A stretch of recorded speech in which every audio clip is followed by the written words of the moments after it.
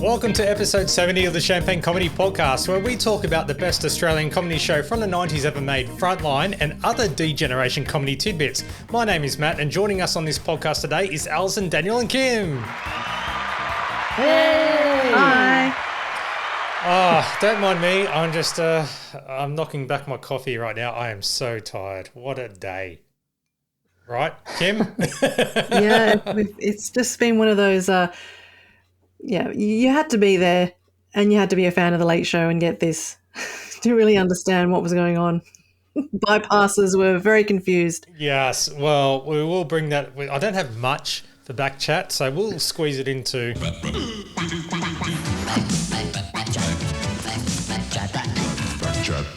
just to fill the gap. And yeah, Kim and I... So this is neither here nor there. No, it's spot on. And neither spelled incorrectly too.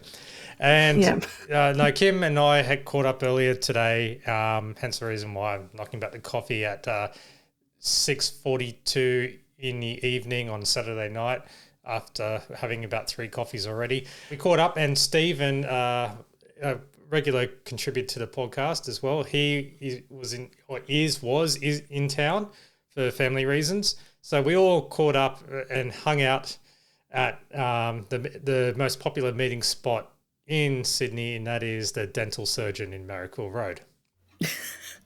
Yeah, it was Stephen's idea. He hadn't seen this cultural icon before and just thought it was somewhere special to meet up, and Matt and I were very familiar with the venue, so we met up there and... Yep. Yeah, considering it's the scene of Mick and Tony doing street interviews during their sojourn into Sydney. Yes, and if you want to see what we got up to, because we did a bit of op shopping, tried to rescue some D-Gen Late Show working dog products around, so we visited a couple of stores. There's already I actually uploaded the video before we hit record on this podcast, so you can check it out on the champagnecomedy.com YouTube channel, as well as our group on Facebook. So yeah. And my teenage daughter says I look very lame and it's just very cringe, etc. So I already knew that. I didn't need her to tell me that, but there you go. If you need to check it out, it's there. We broke the not fourth wall. We made it a bit more interactive too, because every time we've gone there, like Kim and myself, the dental surgery has always been closed because we usually turn up on a Sunday or whatever. But because we went on a Saturday and we rocked up there, and then suddenly we opened the doors like, oh, you can actually go inside the place instead of just standing underneath the dental surgeon sign. So that's been there for a long time. The door opens. Yeah. There's actually a dental surgeon. Have you made an appointment? No. We looked at and did some shopping and stuff, so op shopping, and we rescued some products which will be part of the whole Champagne Comedy Podcast fundraiser appeal of buying rescued merch. We actually found also co-host Adele K. Thomas as well, like guest co-host, found one of her books as well. Whether that's a good thing or not, we'll leave you to decide. Well, we got a discount when we name dropped at the counter. Yeah, we told the guy that we knew the person who wrote this book, or illustrated, I should say. Yeah. And then he was like, oh, I'll give it to you for a discount. Yeah. And we're like, oh, you don't need to do that, but we'll take it since, yeah. And then Stephen, who's seeing Tony Martin tomorrow, pointed out that he's seeing because we bought Poop Shoot and Eat Your Peas as well. Yeah. I'm seeing that guy tomorrow. Does that count for a discount? And they go, yeah, sure, no worries. I don't know him personally, and yeah. So we kind of put him on the spot. A bit of a slow news week, this one. There is like that news stuff where Tom Gleisner's Bloom is in Sydney at the moment. And we have had Sam Pang, a couple of shows have aired since their last podcast as well. So it's more or less dovetails. It's had a bit of a mild reception, to put it nicely. It's all in this week's TV Week, packed with great family entertainment. Oh, Jesus! Daniel G, bring on your program guide, or as we like to say, your microfiche. Well, thanks to that microfiche, I was able to spot two letters in the Ages Green Guide, and they were printed against a dark grey background, which means with at least one of them, I've had to try and guess what the words are. There were two letters. The first one is from David Castle of West Footscray. After Steve Bisley's debut in this year's opening episode of Frontline as the boorish executive producer with the passe passes at his female subordinates and the manic outbursts of feigned authority, every current affairs EP in the country must be cringing in embarrassment. Until it becomes manifest that this egregious character is fictional or otherwise, due to their virtual anonymity, every current affairs executive producer in TV will stand wrongfully condemned by public speculation. So many $50 words in that letter, I got to say. Too many big words. If you're watching Severance, Mr. Milchick's going to get in trouble. But as far as we know, it's not based on any one person. The other one, the other letter which got published, it's going to start off a bit of a trend which we're going to see in further letters pages. I haven't been able to work out every single word in it, but I think you'll still be able to get the gist. This one's from Anthony Gray of Blackburn. Could someone please tell me when to start laughing at the mega-hyped Frontline? After 2 and a bit episodes, no one I know thinks it's funny. Perhaps we shall just over the loss of perfect writing, humour, excellent guests and good acting that were a feature of the Larry Sanders Show. Who said there were similarities between the two? I just find it interesting that last year in this column, a letter appeared from one Tony Martin bemoaning the fact that he had to import private copies of The Larry Sanders Show for the sake of series continuity. So, basically, this is going to sort of kickstart a bit of a debate, let's call it, about whether Frontline is funny. It's not ha-ha funny. Is he looking for ha-ha funny? There are some ha-ha moments, but... yeah, maybe it's just not for him. I say, you. It's not a studio sitcom where there's a laugh every 30 seconds, right? And it's not meant to be. You know, I think with satire, sometimes they have to be serious, you know? And actually there's quite a lot of jokes in it, but they're sort of, you know, they're occasional, I would say, more than constant. So, yes, that is my opinion. Maybe it hits close to home. I'm certainly thinking that this season is more dramatic than the other two. Yeah, and very hard-pressed tongue-in-cheek, but also not as subtle anymore. Yeah, which I think we're certainly going to see in the episode we're talking about this episode. Oh, yes. Yeah. So it's like it's now they're no longer really hiding it. They're just coming out with all fists and just attacking, making fun of the target, and you don't have to do too much of a deep dive into it. And I won't read out the Tony Martin letter, but yes, basically he was calling out Channel 7 to task for playing episodes of The Larry Sanders Show out of order. Oh, good on him. So, they were playing it late at night. Okay, let's get to the program guide proper. So, starting with the ABC, after Frontline, Four Corners and Media Watch, it's the second episode of the BBC comedy series Atletico Partick. It gets a thumbs down from Robin Oliver in the Sydney Morning Herald Guide. He writes, the second episode of this soccer sitcom from Glasgow is no improvement on the first, and if anything, more vulgar. A ballet instructor is hired to help the Partick louts do better in the Streaky Bacon League, and the response is predictable. Then on Channel 7, we've got Australia's Most Wanted at 7:30. Then in Melbourne, at 8:30, we've got Murder One returning for its second season, without bald-headed Teddy, but with Anthony LaPaglia. It's as far as I can tell, it's a double episode. A former prosecutor joins the law firm and defends a woman accused of murdering the governor of California and his lover. When the case goes to trial, a reporter gives vital information to the defence.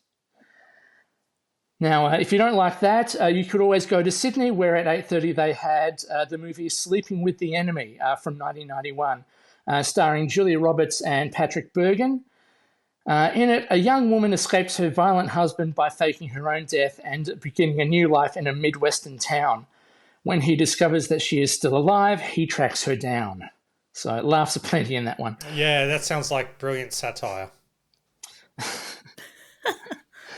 As does what they have on SBS, the review of the week's National Soccer League Ericsson Cup at 7:30.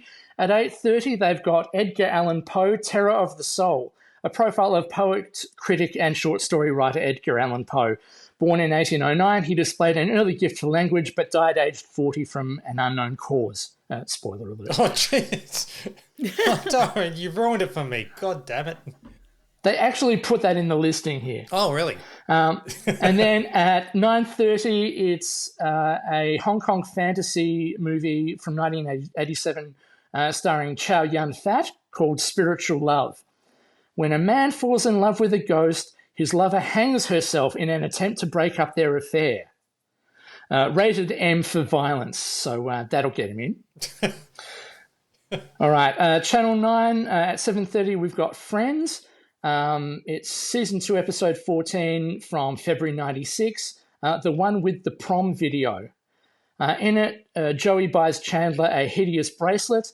Monica struggles to tell her parents she is unemployed, and the friends gather to watch Monica and Rachel's old prom video, which reveals Ross's true feelings for Rachel. Ah, so that's the episode where they end up hooking up. Ah, okay, because basically there's a lot of stuff to go through here, and ain't nobody got time for watching all of this stuff. So, I haven't watched it. I really should get my Blu-ray out and catch up. Kim, I should have bought the Friends box sets in the op shops.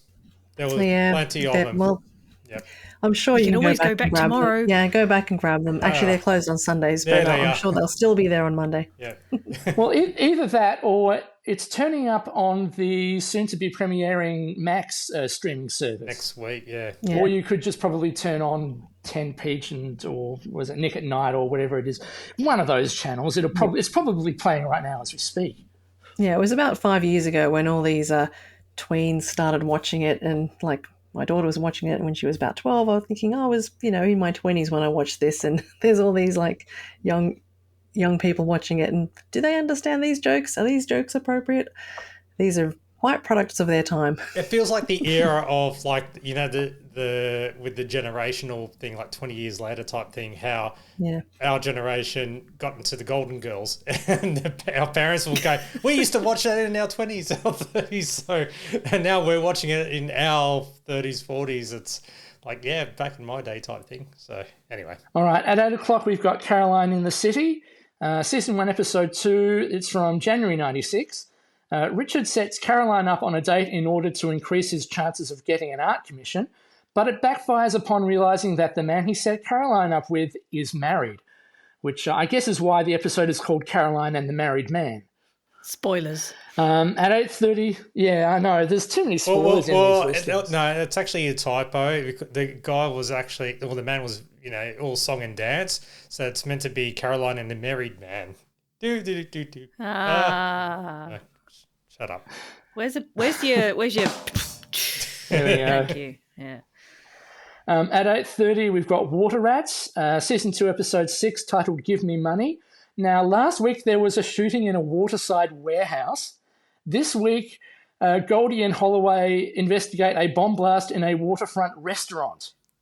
Oh, talk about waterside views. I kind of get the impression that, like it's just land cops, but they have to try and put it in a waterside setting for every episode. Well, there's got to be a boat sequence or something, doesn't there? One assumes. I never watched the program, but again, this is another one. I'm pretty sure this is on 9 Now. 9 Now, 7 Plus, yeah. But again, if I was watching all of this stuff, I'd have no time for the scintillating research we'd do for the rest of the episode. At 9:30, at 9:30 in Melbourne, we've got In Melbourne Tonight. And in Sydney, it's round 3 of the Super League, Cronulla v Auckland. I'm not even going to bother asking you who you reckon won. The Sharks absolutely pummeled Auckland 34-8 in front of 16,800 at Shark Park in Sydney. So, good old hometown advantage. All right, Channel 10, and at 7:30 we've got Healthy, Wealthy and Wise. Tonya Todman. So Tonya tonight- Todman. No? There's no sign of Tonya in the listing. Oh. There's only Felicity, who's visiting a 19th century Victorian mansion, Lynn, who's investigating the healing properties of ginseng, and Richard swims with the seals at Queenscliff. Oh, nothing to do with Ian as well. Nothing with Huey. How disappointing. Maybe Ian does a meal based on the seals. I don't know. It's dolphin safe. It's seal stir fry with Ian. Hooray! Probably not. No. That's probably banned. Probably the Japanese. No, they do whales. Okay, not the Japanese. At 8:30, we've got Big Sky, Season 1, Episode 6, titled Good Luck Baby. Chris and Lauren visit a friend of Lauren's who is considering investing in Big Sky. Jim minds his girlfriend's dog at the base. The dog is called Baby. And this must be the C plot, but I mean, for me, this would be F or G plot. Scotty finds $50 in his jacket and works up the courage to ask Lexi out on a date. Oh, $50. Then at 9:30, Medivac, an ambulance takes Arch and Bree to a deserted park where a former patient has gone on a bloody rampage. Ooh. I've got no idea how it ends up, but if it's anything like Australian TV promo cliches, do you reckon there might have been a who will die? Who will die? There. Probably none of them. Anyhow, there's too much other stuff on apart from Frontline, so let's get on with it. All right, cool. Thank you very much, Daniel. Now, to do our intro, we are going to do a first for this podcast here, and we're going to do a live cross to the streets of Marrickville, home of the dental surgeon and Tom Panos. And I believe, Matt, are you actually there right now? Thank you very much, Matt. And I am here with Stephen, who is a semi-regular co-host. Yes, coming to you not live from California, actually here live in Marrickville, the home of the esteemed Late Show Vox Pops. And standing next to Kim as well. Wait a minute, Kim, what are you doing here? Aren't you meant to be hosting the podcast with me? Yeah, I thought so. I just found myself at the dentist.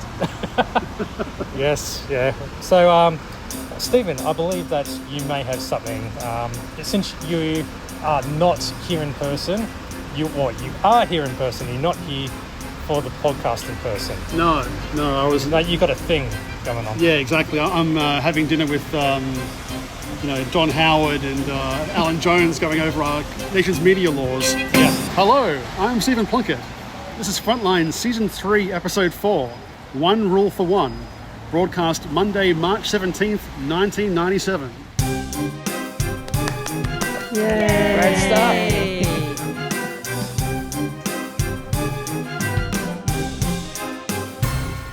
Cool. All right, back to you, Kim and Matt. Okay. Yeah. Thank you very much, Matt and Kim. Hang on, Yes. you guys were in two different places. I don't understand. Yeah, neither did I. Yeah. Heartbreak VO from now on. Oh, I've got a was there. blooper. Yeah. Yeah, you might hear a blooper later on.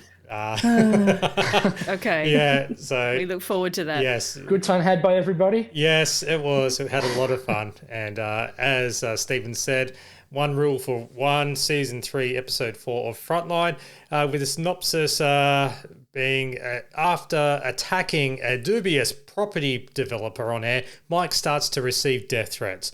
Prowsey arranges for a bodyguard for Mike's protection, but Mike is less than happy with this arrangement, which is a bit of a shame because, wouldn't have made him feel a bit more popular or like important, so to speak.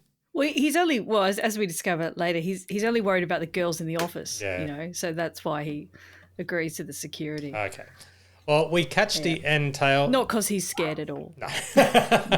We catch the tail end of Marty's report on the builder conman, Mr. Lindani, which Mike announces in his outro. As Mike leaves the car park after the show, he is followed by another car, which appears to have been waiting for him. But Prowsey does meet up with Mike at Mike's mansion, the mansion with all his fancy bookshelves and leather lounges and everything. where Mike's settling his nerves with a whiskey. There's no one out there now. I'll get on to security. It's probably some bloody celebrity stalker. Couldn't have been something we did on the show tonight. The show? No, I wouldn't think so. Well, unless it... Unless what? Lindani piece. What was that? Property developer. What was it? Marty's story. You must remember. Oh, yeah. Marty's story. Hey, speaking of which, any word?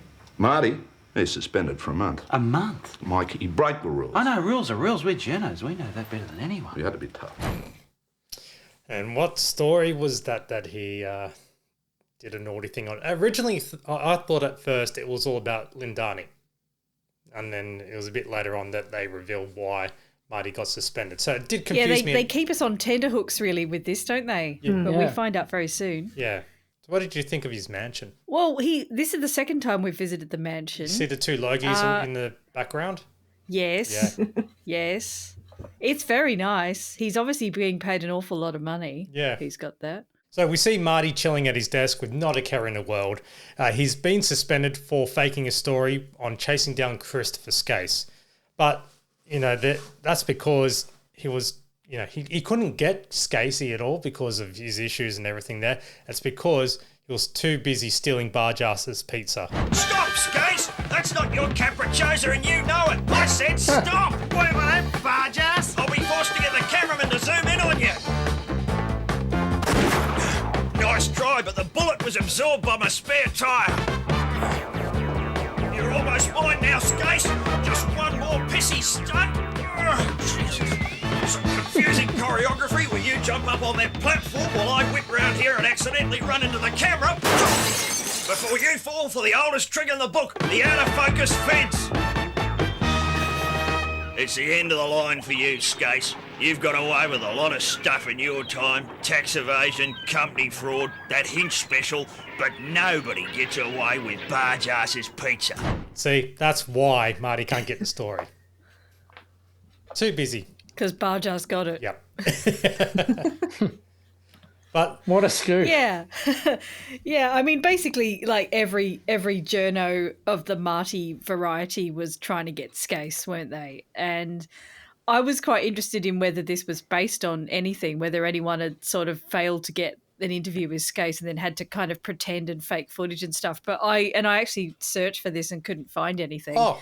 But or did you find something? Yes. Did you not see the YouTube link that I sent everyone to watch before this episode? No, I did Oops, not. I didn't do my homework.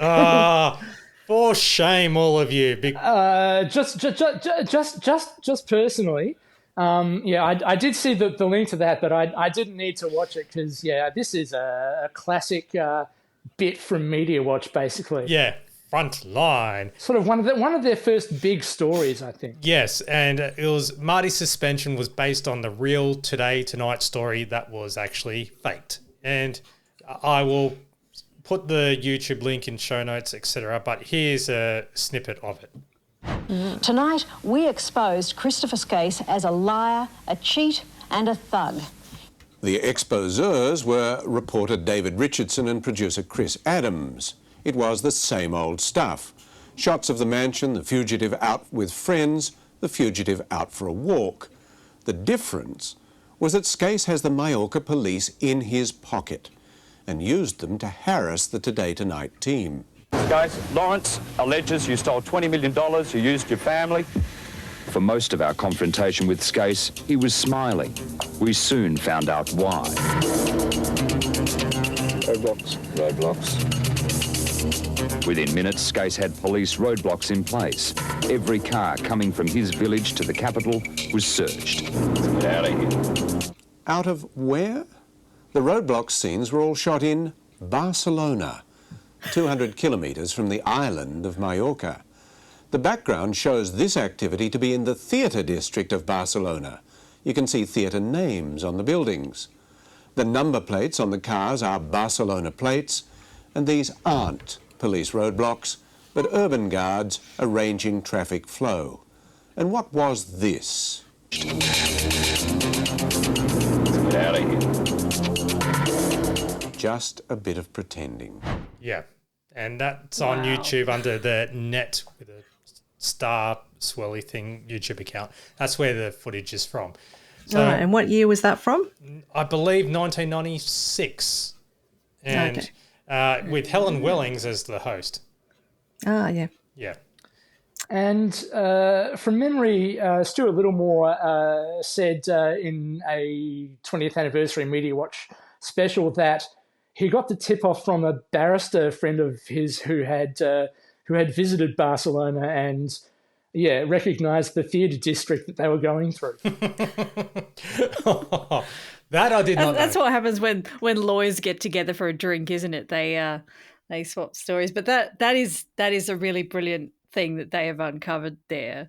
And presumably when people were watching this episode when it went out in 1997, they absolutely would have understood what this was based on. I personally had forgotten that story and also didn't watch the video you obviously sent me. So it reads a bit differently. It needs to be explained a bit in 2025. You're like Mike Moore. I blame the Mike Moore I am. isms, where it's like, oh, well, I glimpsed over it. That means we had 50-50 input, right? As we'll find out later. Just by reading it. And you can't blame Emma. But basically, despite that large error, let's put it, it didn't seem to have affected David Richardson's journalistic career because he was with Today Tonight for quite a while. He was with 7 News for over 2 decades, moved over to Channel 9, and he was very briefly executive producer of the Darwin newsroom. But according to the Daily Mail, he was dismissed following a formal complaint, but they were not finished with a specific detail. So, basically some sort of an allegation happened. I'll put it that way. But I mean, like just to kind of get back to the point of the what happens in the episode. I mean, there's a line where Emma says to Marty, this is just a drinking story for you, isn't it? Because if you have faked this sort of story about Skase and made allegations that he's got the police setting up roadblocks for him, that's actually considered to be a good thing in a current affairs newsroom because they don't really care about the truth. They care about putting out a good story. Yeah. And that's what this report... Yeah, exactly. And that's what this reporter did, and that's what Marty did as well. So, Christopher Skase, I just wanted to touch on the whole idea of Christopher Skase because as a teenager in the 90s, Skase was always just the guy in the wheelchair with the mask, with the oxygen mask on. And, he looked so frail. And then I found out when he passed away in 2001, he was only 52. So I just thought that, back then he was this really old, frail man, but he was just actually, someone in his 40s that probably smoked too much. Yeah. Yeah, did he die of emphysema or something? Something like that. He had like lung issues or whatever. Yeah, some cancers and probably, life of excess caught up with him. He died of bullshit. That's he just But I mean the whole Christopher Skase story was a big thing at the time. Yes. Like, do you remember Andrew Denton trying to get a bounty hunter? Oh, that's right. the chase for Skase, yes. I don't know how much of that was true and how much of that was showbiz, but he had to back down on that at the end, didn't he? I think he probably realised it probably wasn't a good idea. Yeah, the fact that it was done on the Channel 7 network, which what Skase used to own, I think it was some legal issue or whatever where they had to back off. I do remember that a fair bit. Is that the 90s version of GoFundMe? Oh, yes. But also the kind of the thing that Denton did was the quest for something that he was clearly never going to get was really what the joke was. Yeah. Like he was always trying to get Paul Keating to go bowling with him, and he knew damn well that Paul Keating would never go bowling with him. These days politicians have been falling over themselves to go bowling with the host of a popular television program, but back then they didn't do that. And that was actually the joke, that he couldn't get Paul Keating to go bowling with him no matter what crazy stunt he tried. And also don't forget that also inspired the movie Let's Get Skase, starring Yeah, there's an obscure movie. That is very obscure. Yeah, with Can Lockie you Hume. describe a bit more about this movie? Yes. Yeah, well, I've only watched it once, and that it's starring Lockie Hume with a wicked mullet, and and also Alex Dimitriadis, and it's just and Craig McLaughlin, but they're just great. Yeah, it's just is it based on this Today Tonight reporter, or is it just general? Oh, just a general thing about the chase for Skase, and then they end up going to Mallorca and infiltrating his his security, his castle, his mansion, whatever, and just a big lampoonery, and they had someone who looked like Christopher Skase playing Skasey, and just if you can find it in an op shop, I would recommend it for just a cheesy laugh. Let's Get Skase, it's called. Meanwhile, Shelley points out that they're nearly out of notepads when Emma had just restocked the stationery cupboard yesterday. Oh, what's going on there? Yeah, clang. Now, Mike arrives in the office wondering what he had said after Marty's story. And he keeps saying, about, who was it, Lindemann? When he's referencing the winemaker's Lindemann's there, and I like the sort of potential backstory that Mike wanted to get some free wine out of Lindemann's, and he's worried that he's ruined his chances now. Yeah, Lindani, Lindemann's, yeah, they're exactly the same. Yeah, definitely surnames from the same country, well, Europe, but different parts of Europe. Well, and he mentions Lindemann's a few times. Not just that once off. He does. Yeah. He really can't get Lindani into his head. No. Well, Mike tells Marty he's now only going to start talking to him after the suspension. And, if... Marty must have been devastated that Mike wouldn't talk to him. He must have been really sad. Yeah. And Dom does pass on the message saying that she received a call for Mike. Mike, what's all this about? What? The Lindani story. Oh, someone followed me home last night. What? Yeah, Prousey thinks it might be Lindani. We're not overreacting, though. Mike? Yeah? Mike? He's gone, what's up? Some guy just phoned. Yes. He didn't leave his name. Right. He said he's going to punch your lights out. Okay, thanks, Dom. Do you want me to get Prousey? Yeah. Prousey and Marty are now in Mike's office trying to sort out the issue. Some more victims have come forward. We got footage of him running towards his car. I thought you were suspended. Emma's putting the story together. Well, she's not qualified. I say we ditch it. You want to ditch the story? But Mike? Well, I think we should consider it. I don't want to put the girls in the office at risk. No, you're right. You know what shits me? This bastard thinks he can just phone up, make a few hollow threats, and we all just cave in. Well, we're not caving in. It's just one call and Mike Moore's ready to pull on the skirt. I'm not pulling I want him to know that we're not an easy target, that Frontline does not bow to threats. No, of course not. And neither does Mike Moore. No. Good on you, mate. Let's nail him. Yeah, let's nail it. Well, not nail. Not nail. Thumbtack. See, Frontline's smooth. Frontline's not funny at all, is it? No. I'm going to write into, what was it, the Green Guide, and tell them that. Yeah. It's definitely not a funny program at all. Thumbtack humour. There we go. That's so smooth of Prousey. Just about as smooth as the slide down the couch next to Mike. Art of gentle persuasion, right there in front. Yep, definitely.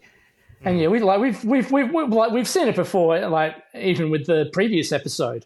But it was just more obvious with this one, like more physically obvious. He sort of pulls out his kind of flirty sort of behavior, he sort of woos Mike to let it happen. Well, yeah, the Mike's ready to pull on the skirt line. That's a red rag to a bull. Yeah.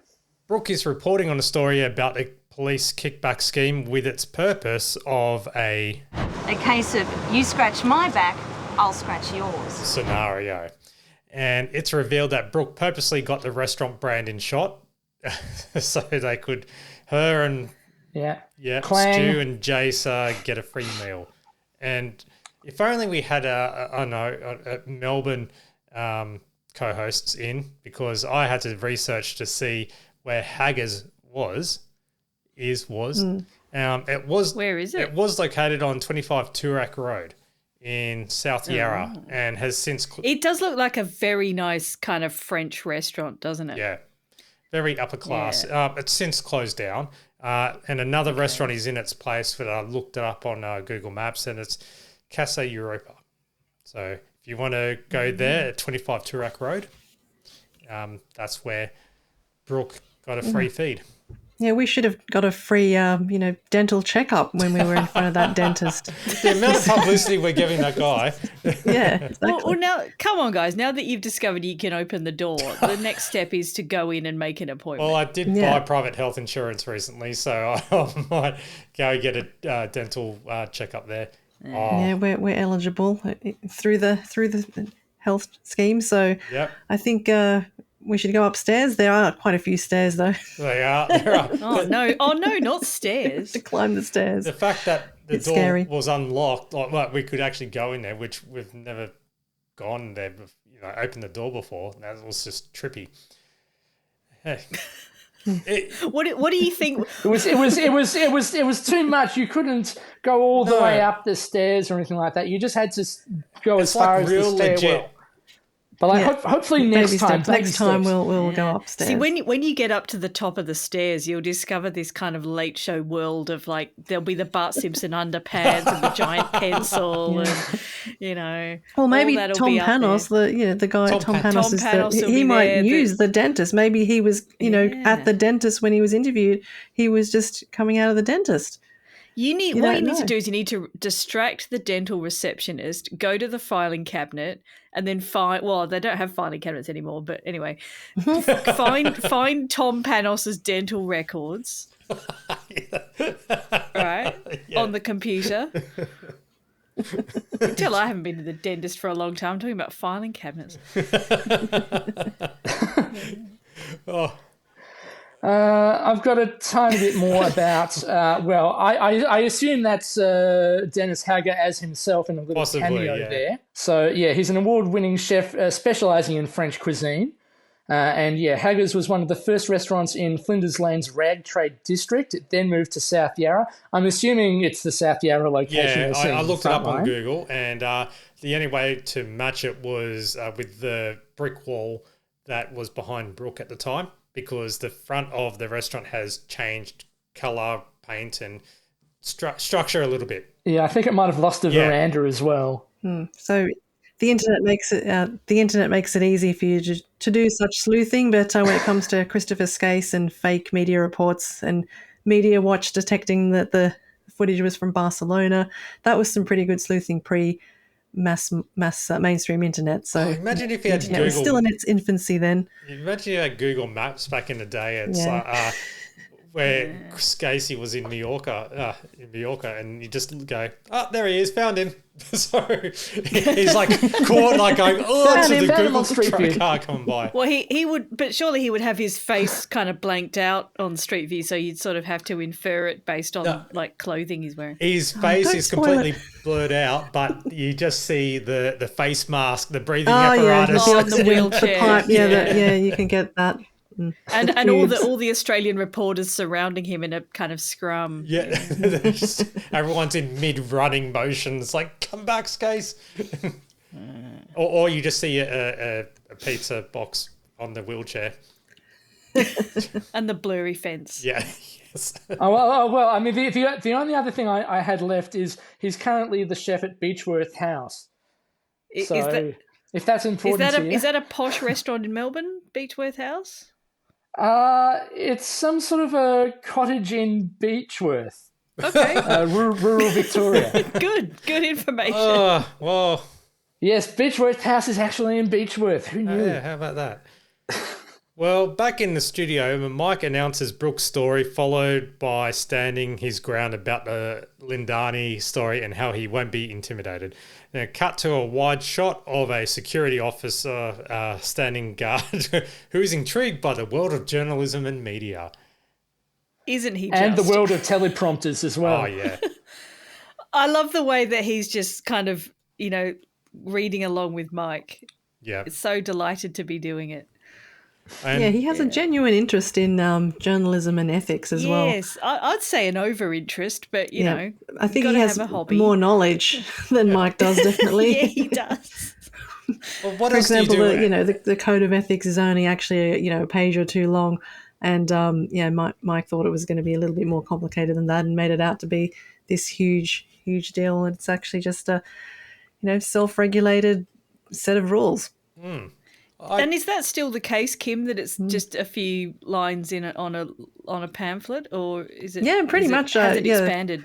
I am a fairly recent member of the MEAA, actually, even though I've been kind of in the media for 20 plus years. Certain events led me to join up in the last year or so. And they have been actually very helpful. So if you are in the media and you want to join, I think they do provide a good service. Plug there. But yeah, basically the code of ethics is just very, very brief. I think it was updated. It hasn't been updated since the late 90s, I think. So it's pretty broad, and it's you can view there's 12 points in the code of ethics. You can look at it on the Media, Entertainment and Arts Alliance website. You can even download it as a PDF, either as one A4 sheet or as a poster size. A pamphlet, yeah. Okay. Print it out and put it on your wall. Well, yeah, something to remind everybody by. And yeah, going through I won't go through all the 12 points here, but yeah, there are a few, being an avid Media watcher, there are a few of these points where I've gone, yeah, I've seen that point getting breached quite a few times in a few different areas. Alison, definitely print it out on the wall and put it up on the wall right next to the Brett Whiteley. Okay. Yeah. And then ignore the media guidelines bit. Yeah. Yeah.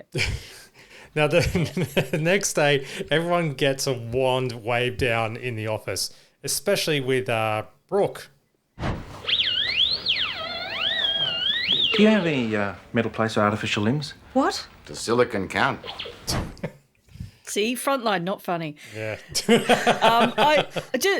I'll just say that this made me laugh quite a lot because I have been through airport security whilst wearing an underwire bra, and I've had that happen to me. So it is a real thing that does happen.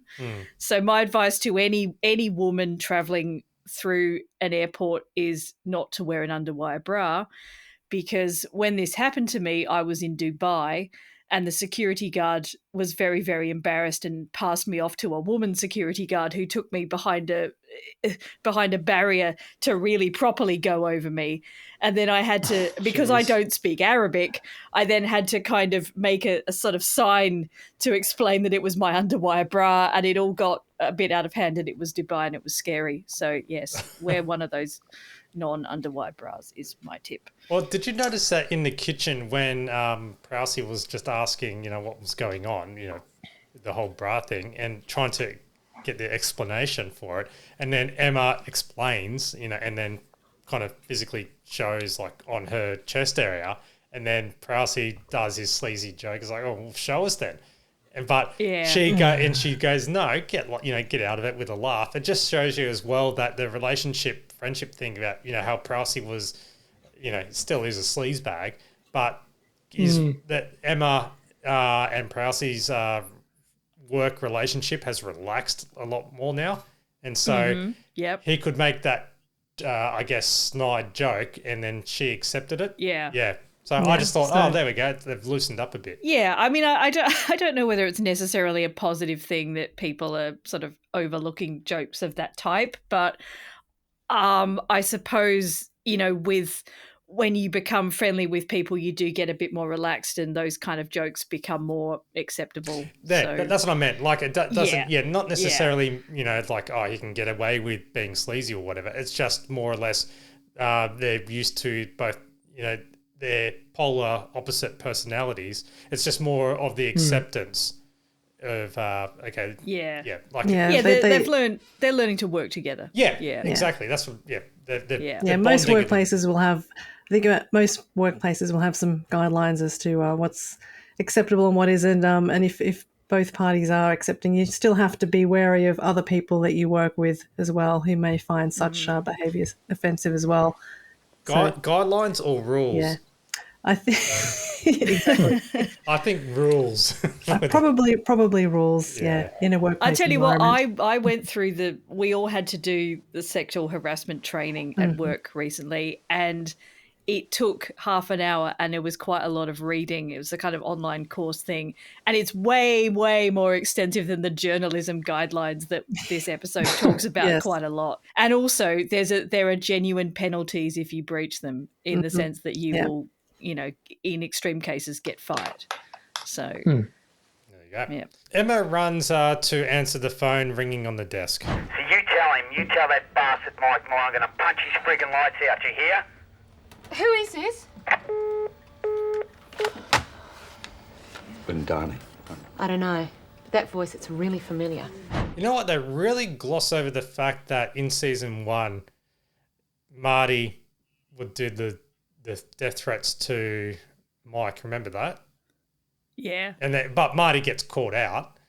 But the whole thing with that, it's just like, it's just now a totally different way of dealing with stuff, if that makes sense. Mike is much more sensitive now to this. Like, there's a bit coming up where he likens himself to Salman Rushdie.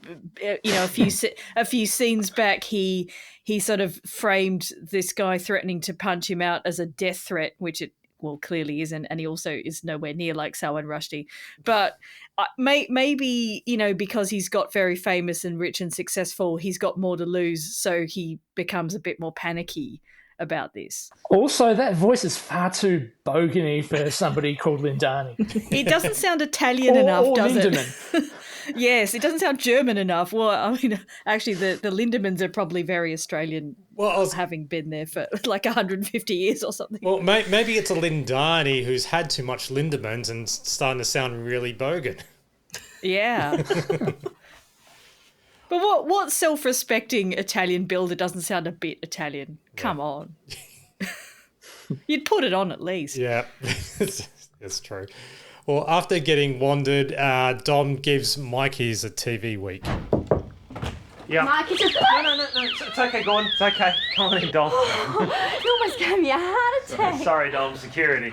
Here's your TV week. Oh, good. Thank you. I don't know why she keeps bringing. They send it to me, and I do you want to read it? Yeah, sit down, have a read. Thanks. I try to keep my mind off the television industry for sure. But it's not until Mike asks that if he can have a look at Gordo's gun, but refuses because rules are rules, and Mike would know because journalists are bound by rules.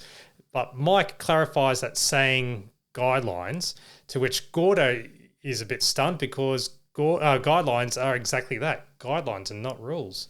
Yeah, there are real rules that cover the security industry, particularly for someone like him who's carrying a gun. And I can understand why he would be shocked. I do think the character of Gordon is rather, let's go with unsubtle. He seems to show an unnatural level of interest in the journalism guidelines, and I guess we've seen basically this character in a few episodes. Like last time, we had the whiteboard delivery man who seemed overly interested in the way that Frontline put together stories, and these characters kind of form a function of pointing out what's wrong with journalism, because you can't always have Emma do it. Yeah. Yeah. This is where Gordo starts asking him all the questions about rules and guidelines and rules. You're bound by guidelines, not rules. Well, they're very, very stringent guidelines, Gordon. It's all laid out it's a very complex code. It's like a Bible to us, Jenna. It's the sacred tome. You wouldn't have a copy, would you? It's very bulky. Mine's at home. It's a big, all those guidelines. It's bulky, yep. Damn, that PDF is bulky. Very bulky. So heavy it's weighing down my computer as we speak. I suppose if you fold it up and put it in your pocket, and you have a very tiny pocket, then I guess it would, in that case, be bulky. Yeah, I'm surprised they haven't sort of published one that's like in a little handy wallet-sized credit card size thing. Yeah, well, that's very stick short. in your wallet. Yeah, microfiche. Oh, yeah, microfiche. Yeah. they could print a very tiny book, and then that would look like a little Bible. Oh, there. You know those very miniature books. You must have had one as kids little tiny books? Yeah, yeah. I had a little miniature just version me. of a bear book about 3 bears, very small. Came they're with like tiny little bears as well. matchbook sort of Yeah. matchbox size. The sort of thing you can put on a key ring. Yeah. Yeah, it'll be a bulky keyring, but yeah. So these guidelines, I mean, the code of ethics is another way of saying it. They also use the word standards.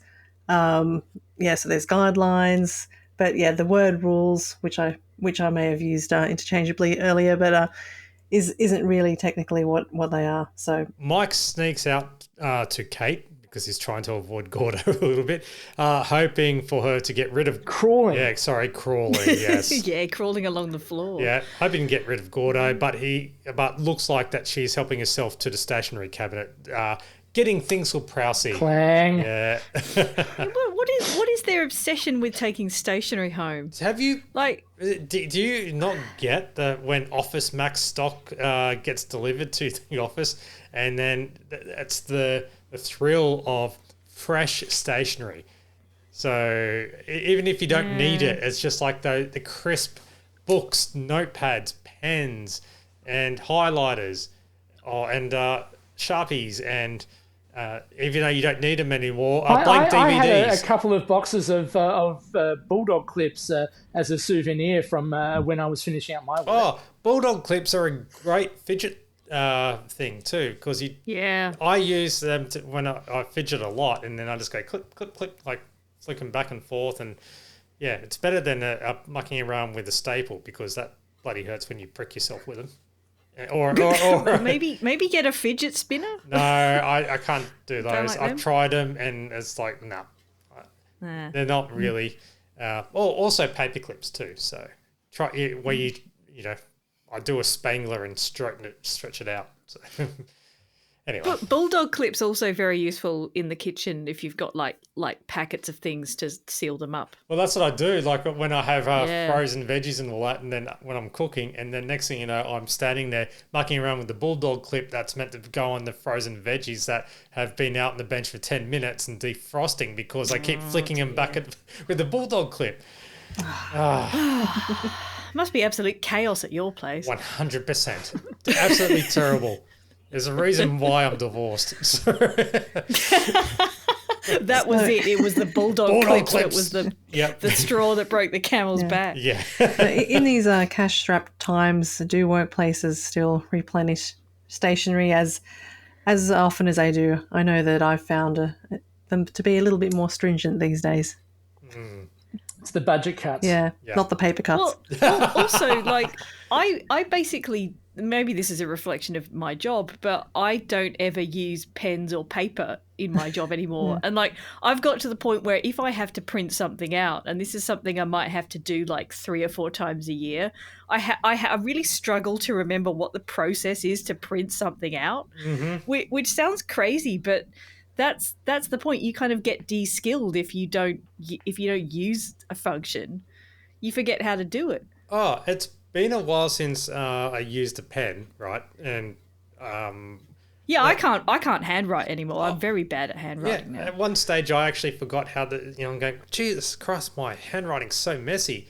It's just terrible. Yeah, me too. Yeah. I'm like a 3-year-old. It's terrible. Oh. Yeah, I'm looking at I found an old notebook of notes I did when I was at high school. I thought, who's got this really neat cursive writing that's actually quite legible and well spaced out? And then you compare it to the scrawl that I usually have these days. Yeah. It's like writing with the opposite hand, and you're just going, oh, crass. Oh, well, these things happen. So I think this episode was kind of when computers were still kind of, they were all there, but the internet was only just emerging. So you see quite a few laptops, but having a look at the desks and seeing the absence of all the technology is a little bit disconcerting. You're thinking, what are they doing there? There's just a few magazines and a notebook. Yeah, well it just looks so sparse. All those notebooks and all the electronic like laptop things, they're all word processors. So and they're usually not or networked. smartphones or tablets or whatever. Yeah, I mean, as you said, Kim, like the opening sequence, the title sequence of Frontline is basically just a whole host of redundant technologies. Yeah, basically every shot shows something that is done by the internet, apart from the coffee machine.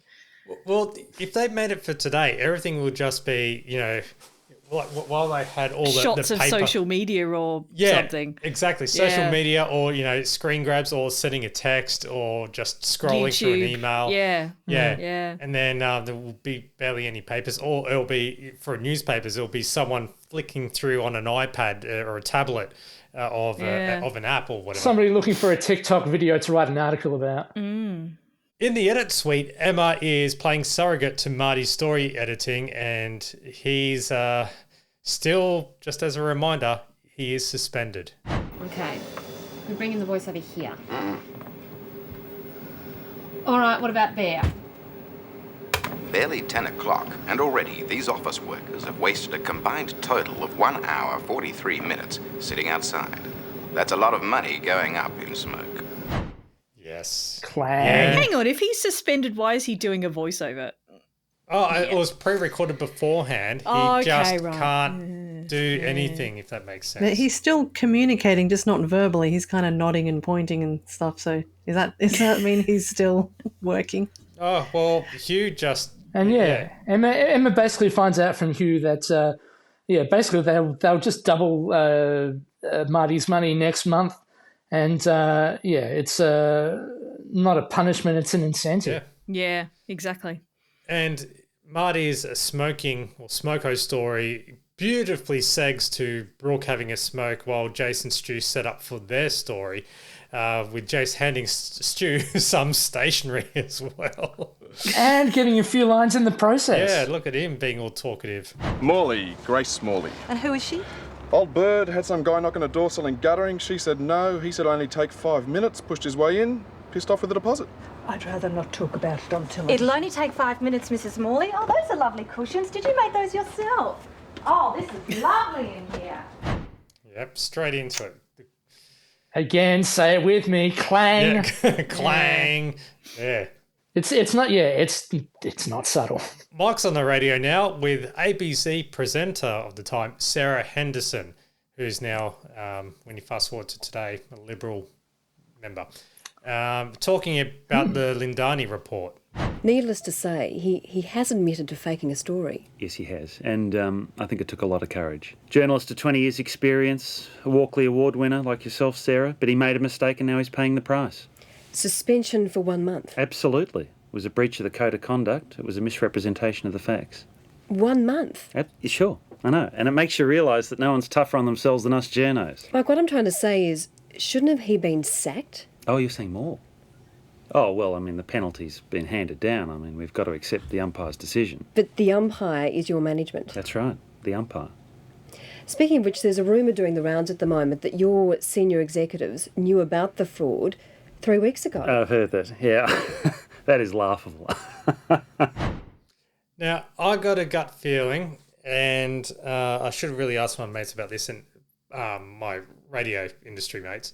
And I've only been there once, and I'm only going off by memory. That was like 2000. It was from 2007. I think that was the radio studios of Triple M in Collins Street, Triple M Melbourne, and I think that was. Surely that would be ABC South Bank or whatever it was called back in the day. Do you see any because logos it's an ABC show, isn't it? No, it's an ABC show and an ABC presenter, but you notice there's no branding in it whatsoever. Yeah, you don't see the letter 3 or the number 3 or the letters LO. Yep, and there was no branding at all, and it just looks so familiar. I swear, and I will supply a screenshot from when I sat in on the Get This show with Tony Martin for one episode. I think it was the Haunted Studio of Triple M. So, yeah. So there's a little thing. I could be totally wrong, but it scarily looks the same. In Prowsey's office, he and Marty are chilling, listening to Mike's radio banter, and Emma walks in with a tape upon discovering the phoner Psycho. Hey, got him. Who? Just ask Psycho. Okay. Cast your mind back 2 weeks. Hey, you shouldn't be drinking at work. I'm not at work. I'm suspended. Ah. Okay, you want to make a comment about that, mate? I said no comment. What's no, get. Colin Stevens, that's the voice. So why did he wait 2 weeks before phoning up? Probably just been declared bankrupt. Bam. There you go. But Mike's not aware of that. Not at all. You still think it's Lindemann. Yes. Never going to get sort those of. lines. It's been very clear throughout the series that he doesn't pay attention to the stories. He just intros them. Gordo is questioning everything with journalism guidelines, annoying the hell out of Mike. He's just not impressed. And yeah, it's a similar sort of scenario to. There was a clip from the first season of Frontline that Media Watch would play quite a lot, talking about how, you know, if you were to make a complaint, you had to make it in writing to the station, you know, who would drag their feet to reply, and you know, basically intimating that the media regulator was a toothless tiger. And it's a similar scenario here. We're basically seeing that. Yeah, there's guidelines, but they're not really rules. Now, Brooke completes the story, hoping that she got enough out of the elderly lady, the poor woman. Not Brooke, the elderly lady. Her husband, though, was a World War I veteran, in which Jace reveals that he stole the photo. Sorry, permanently obtained the photo from the household. Now, Mike's having a coffee with Jeff and chatting about the death threats. Death threats? Well, I guess it comes with the territory, Jeff. We're not overreacting. Would he like a biscuit? Gordon? Oh, no thanks. Thanks for these, Mike. Yeah, that's all right. I pinched them from the boardroom. Tish. Clang. Yeah. Although I do like the sort of weird dynamic about asking Mike to ask Gordo instead of just directly asking Gordo. Now, Mike still thinks Lindani's after him because he presents the stories, even though it was Marty's actual report. But Jeff claims that Mike attacks people and provides examples, which Mike claims that's justified until Gordo chimes in. And you sure it's Lindani? Well, who else would it be? I don't know, you attack a lot of people. What do you mean attack? I didn't mean attack. You said the word attack. Well, you have a go at a lot of people. Who? The cops who took bribes. That was disgraceful. You did a plumber? Oh, shit, you know plumbers? The council workers who spent the day at the beach? What are you saying, we should let these crooks get away with this stuff? No, but what if you're wrong? Well, we'll admit it. Really? Really? Not really. How do you mean, Gordy? All right. So, say a minister says something, right, and later is proved to be wrong. Well, he admits it.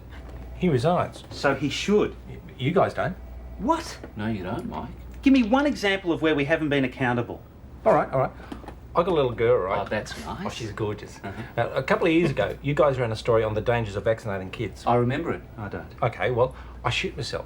And so did a lot of other parents. We stopped vaccinating. Now there's whooping cough epidemics everywhere, and you guys are having a go at us parents for not vaccinating kids. That is absolutely right. No, it's wrong, Jeff. This does seem like a very similar scene to the one that Bruce Mansfield was in last episode.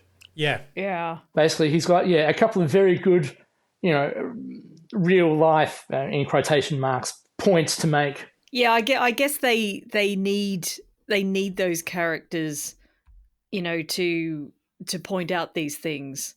It's just not very subtle. Yeah, they kind of have to do this to sort of. They use people that are essentially outside the media bubble, really. Yeah. Especially, it's like to bring in the reality of it all. So kind of like the Frank Grimes of Frontline, like get those outsiders, yeah.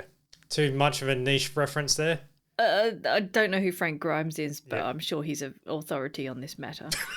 I was going to say Simpsons, it is. But I'm not sure Simpsons, about that. yeah, it's Simpsons. Simpsons, yeah. okay. You know, in the episode of The Simpsons, there's a character called Frank Grimes, and he's only introduced into the episode, basically showing the reality of like how the Simpsons, you know, Homer being an astronaut and everything, and in Frank Grimes, he works hard and gets shit all in his life. So it's like that whole. The Simpsons is so far away from reality, and yet Frank Grimes is a quote real person being placed into the Simpsons world, and so it's like the whole comparison of Simpsons have got it so easy, but Frank Grimes is the sitcom world versus reality. Yeah, Simpsons did it. Yeah. Hello, I'm Kent Brockman, and this is Frontline. Oh, well. I'm not going to do that again. It's embarrassing. Now, Prowsey tells Marty that they need to apologise. While Marty disagrees, Prowsey does reveal that there is an art form to it. We got to apologise. We'll look stupid. No, Michael looks stupid. Look, there's an art to this. Really? Yeah, it's what you say last that counts. I'm sorry for punching you in the mouth, but you did ask for it. Sting in the tail. Yeah, we apologise for accusing Mr. Lindani of making threats. However, he's a dirty, cheating, low-down con artist. It's like, we're sorry, but you're still a fuckwit. It's like the backhanded apology. Yep. Yes. Punch you in the temple. Yeah, but you're a dickhead. So, type thing. Yeah. So in the studio, Gordo calls out Mike about how he reads everything off the audio cue word for word, but Mike does claim that he does ad lib and whatever the hell he wants. It's a guide. Yeah, a guide. Well, also, he points out that even the are on the auto cue, which they are. Martin D'Stasio with that report on wages going up in smoke. Yeah, well, I may not say that. See, I watched the story and form my own opinion. See, I'm free to ad lib. Who knows what will come out? Martin D'Stasio with that report on wages going up in smoke. Well, last night we alleged that property developer Gino Lindani had been making threats of violence against this show. We've since learnt that that is not the case and withdraw unreservedly those allegations. However, we stand by our claims that Mr. Lindani is a liar, a cheat, and a dangerous con man. Tomorrow on the show, executive perks out of control and offers pilfering. It may be petty theft, but it's costing employers big bickies. It says big bucks. Yes, exactly. I ad-libbed. One word. One word. I just like the whole thing with the examples, like, we apologise unreservedly, but he's still a con man. And yeah. Yep. And then all the stories are just referring to everything that's going on in between or behind the scenes at Frontline. Yep, the stationery, the free meals, all these little more about petty the stationery thefts. cupboard coming up. Yeah. Well, the next day, Kate's ransacking the stationery cupboard again, while Gordo wands everyone down again, who enters the front door. But Marty does point out that there is a back door. So, which he hasn't discovered, which Gordon hasn't found yet. No, and. Yeah, that's not ominous at all. No. So, yeah, it's Chekhov's back door, that really, isn't it? That sounds like a good idea for a TV show or whatever. Or Chekhov's back door. Yeah. There's just ominous shots of the back door in every episode, and then something happens with the back door. Yeah. We get a bit predictable. The dentist. Or a spin-off of Thank God You're Here. Yeah, has the dentist got a back door? Yeah. Thank Chekhov You're Here. What's through that? Yeah. What's through the back door at the dentist? You could go on and on forever.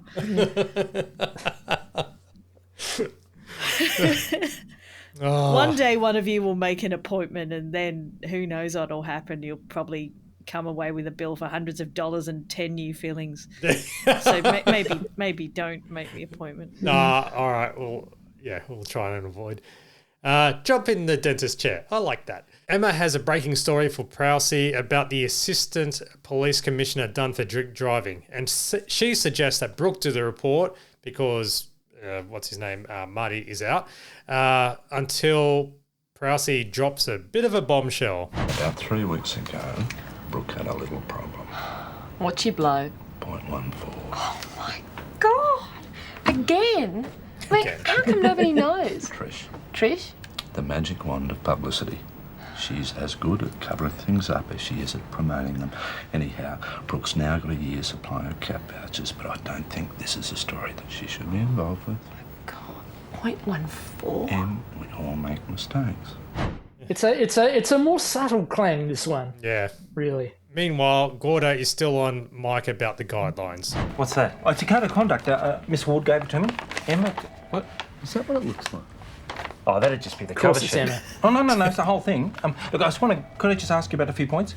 Yeah, well, I'm short for time. I mean, I've got a lot of work to do. Look, point 6, right?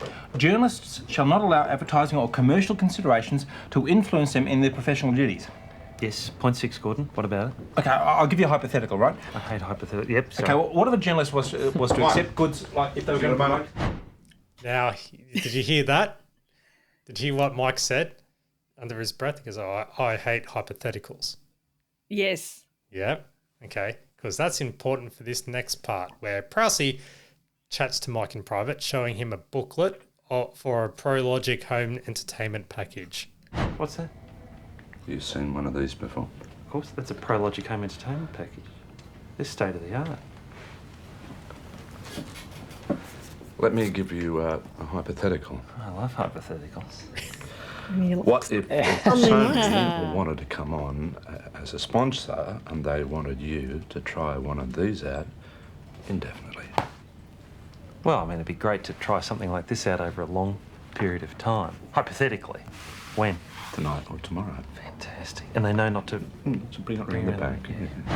Yeah. Hypotheticals, loves hypotheticals, depending on it all. The whole thing with Sony brand and everything, Daniel, you know this one. Says we can't advertise on the ABC.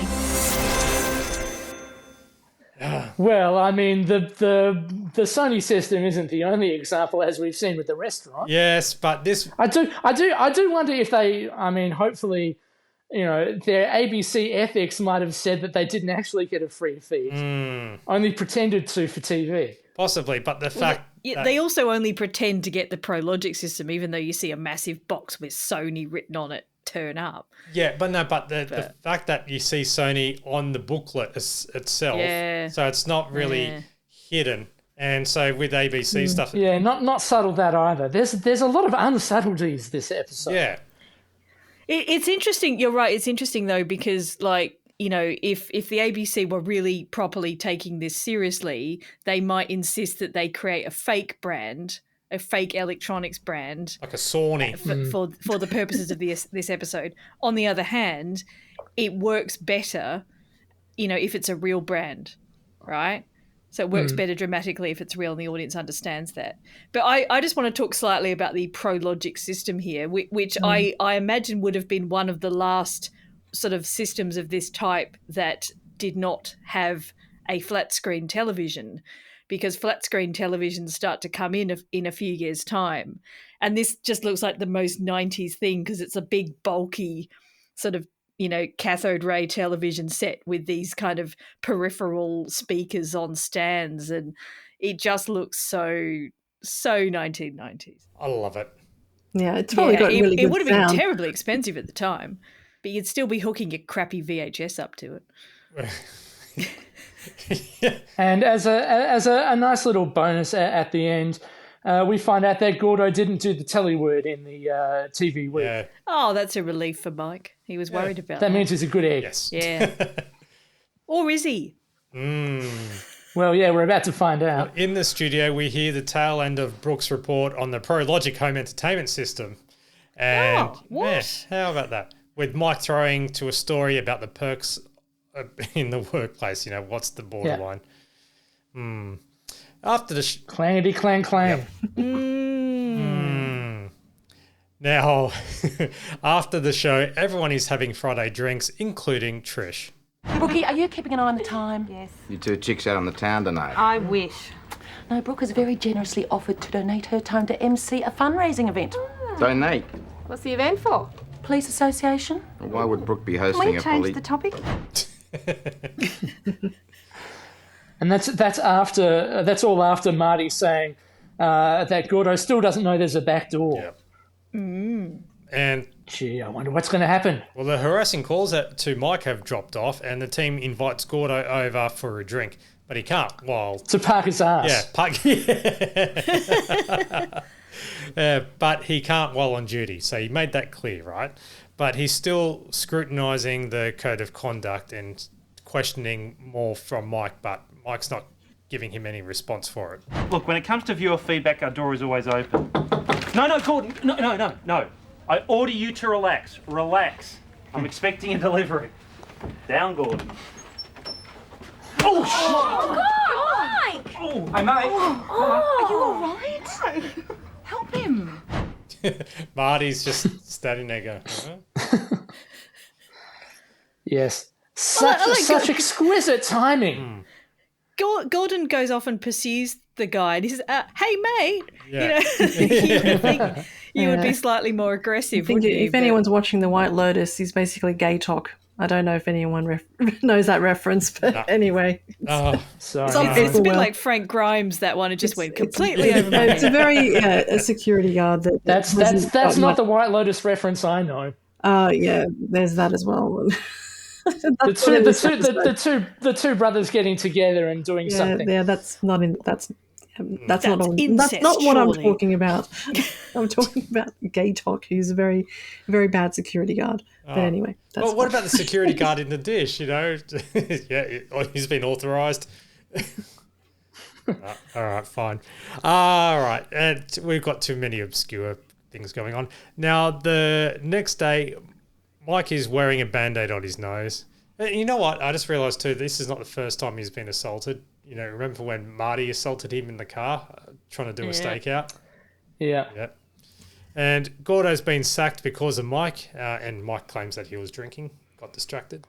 So Alison, I guess you're happy, not happy that Gordon was sacked, but he was being a bit too,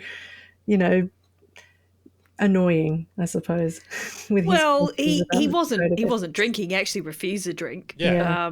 So that was incorrect. I don't have a problem with the character. He's just not subtle. Mm-hmm.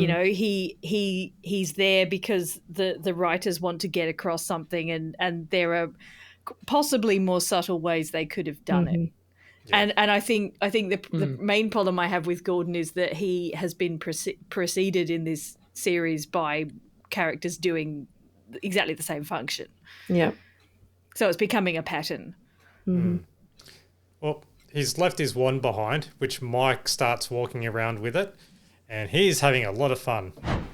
Oh, there's another nail. Hey, what happened to the guy who hit you, Mark? Oh, he's arrested. We're opposing bail. As far as I'm concerned, they can lock him up and throw away the key. Speaking of which, they come up beautifully. Hey, what's with the... I couldn't get a cab. We follow the rules, Dom, so should they. Who's the digger? My granddad. Oh, nice photo, well taken. That's a metal frame. See that? Yep, we may be tough on others, but we're also tough on ourselves. Oh, lovely, fellas. Whoa, yep, in the end office. That's it. Take it right through. Might just check you for weapons. You haven't got any. Oh, there's one right there. He's just going crazy with it. So yes, there's a lot of unsubtle breaches of the rules / guidelines throughout that scene. Did anybody notice the metal detector going off when Mike hovers it over Prowsey's groin area? Oh, that's his belt buckle. His cowboy kind of belt buckle. Yeah. That's not some sort of unsubtle Prince Albert reference? No. Do we reckon? No. It'd have to be one hell of a... I wouldn't put it past Prowsey to have one down there. Well, I suppose if my underwire bra can go off, then a cock ring could go off. But yeah, I don't know. I do kind of want them to have a little bit at the end where Mike is scanning the metal detector over different things. Like he's finding nails in walls and nails in desks and things. And I wanted him to find like some hidden gold treasure or something in the wall. But there's only so much you can cram into an episode, I guess. Well, did you watch the mid-credits scene? Yeah, I did watch that, and that's just more of him finding nails and things. But I kind of wanted him to find something interesting rather than just, there's a nail, there's another nail. And I suppose that's quite funny. Again, it's not a funny program, Frontline, at all. There's not hilarious scenes like that where he just goes around just ridiculously finding nails everywhere. Yeah. I just love the fact that how in the mid-credits scene, while Mike is still waving the wand around and Prowsey and Emma just watch on from a distance. It's been going on for a week. Yeah. I think just to go back slightly to the stealing of the World War I veteran photo, when first time I watched this episode back in 97, I was like quite shocked that someone would steal that photograph and just then keep it and put it on display. And you kind of think, well, why? It's kind of like, it's quite mindless, like the theft of it. And it's sort of the idea that they keep stealing stuff from the stationery cupboard. They don't need all these pens and paper. They're just stealing it because it's there and they can. Kleptomania. It's very interesting, weird thing. I got it also. Maybe I'm trying to foreshadow with a certain character in regards to this. I could be totally wrong, but there's another character. I don't know if this other character, which comes in later on in the series, replaces another character. Yeah, I'm not sure if they fall immune to the kleptocluster or not. Yeah, that's what I'm trying to work out. So, yeah, we'll see what happens. There's some forward sizzle. We'll find out in a couple of episodes' time. We're really trying not to be sort of foreshadowing and unsubtle about this. Although, mind you could just watch the rest of this series and, you'd know. Oh, exactly, yeah. But I'm still doing it, per week by week or fortnight by fortnight. Trying not to spoil people's enjoyment if they haven't watched it for a while. Exactly. This would be an interesting thing to ask our audience, especially the people that are on the podcast group, whether they are listening to our episodes before or after watching the episode, like whether we're purposely spoiling it for them. Let us know. Yes, please do. Interact with us on Facebook through the Champagne Comedy Podcast group.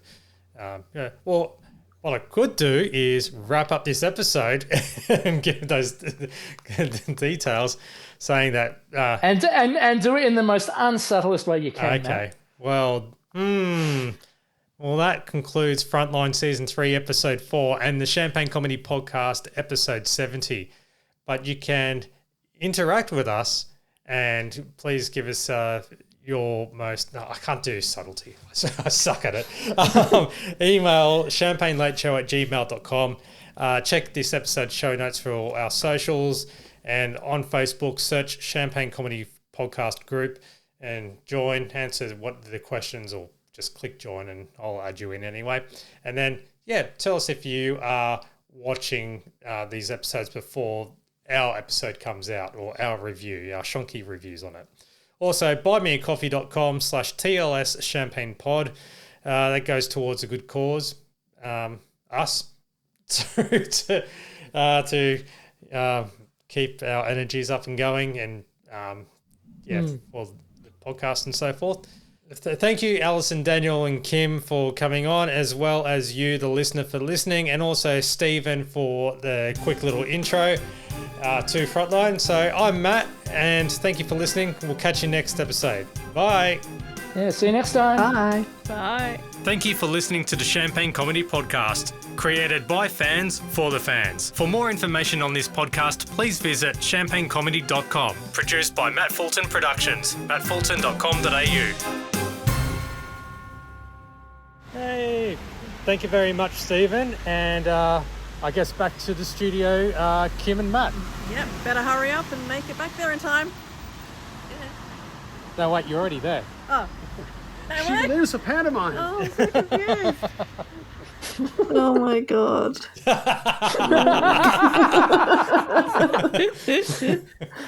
That legit happened. This is too high concept for me. I just need to go up the stairs to the dentist and put some Bart Simpson underwear on, I think.